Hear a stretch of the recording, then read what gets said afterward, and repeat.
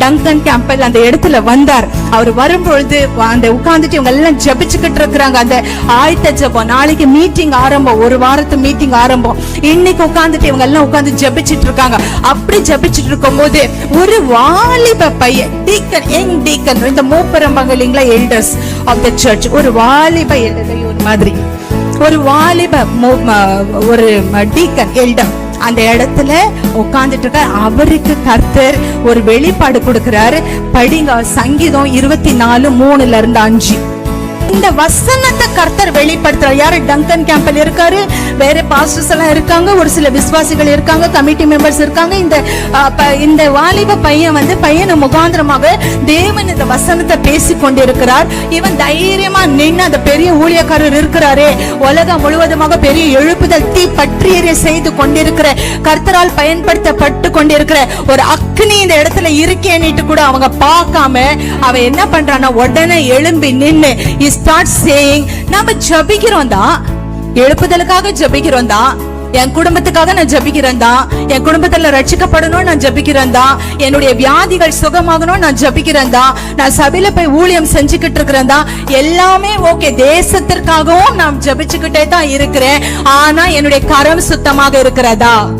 ஹல்லேலூயா. இந்த கேள்வி எழும்பினது.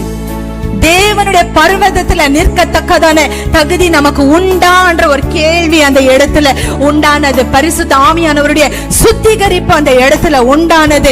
எல்லாரும் அதற்காக ஒப்பு கொடுத்து ஜெபிக்க ஆரம்பிக்கிறாங்க. இவன் ஜெபிக்கிறான். He then prayed, God, are my hands clean? கைய உயர்த்தி ஜெபிக்கிறேன் ஸ்காட்லாண்டுக்காக, நாளைய தினத்தின் கூட்டத்திற்காக ஜெபிக்கிறேனே, என்னுடைய கரம் சுத்தமாக இருக்கா?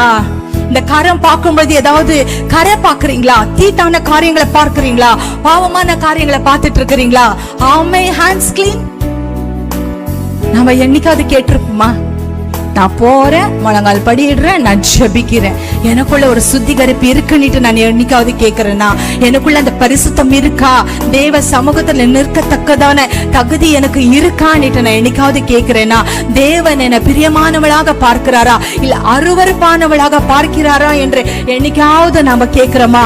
நம்முடைய ஜெபம் தடையாய் கொண்டிருக்கிறதற்கு, நம்முடைய குடும்பத்துல ரட்சிக்கப்படாமல் இருப்பதற்கு, என்னுடைய வியாதிகள் சுகம் ஆகாமல் இருப்பதற்கு இதுவும் ஒரு காரணம் தான்.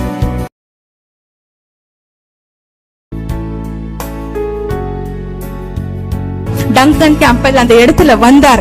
அவர் வரும்பொழுது அந்த உட்கார்ந்துட்டு இவங்க எல்லாம் ஜெபிச்சுக்கிட்டு இருக்கிறாங்க. அந்த ஆயத்த ஜெபம், நாளைக்கு மீட்டிங் ஆரம்பம், ஒரு வாரத்து மீட்டிங் ஆரம்பம். இன்னைக்கு